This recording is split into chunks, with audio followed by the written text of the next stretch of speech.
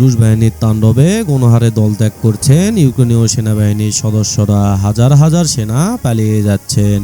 এই অবস্থায় বাহিনীতে সংকট সৃষ্টির পাশাপাশি কিয়েভের যুদ্ধ পরিকল্পনা পঙ্গু হয়ে যাচ্ছে। এখনো পর্যন্ত 1 লক্ষেরও বেশি সৈন্যের তালিকা করেছে ইউক্রেন, যাদের প্রায় অর্ধেকের বিরুদ্ধে পলায়নের অভিযোগ আনা হয়েছে, আর বাকিরা পদত্যাগ করেছেন। তবে প্রকৃত সংখ্যা উল্লেখযোগ্যভাবে বেশি হতে পারে।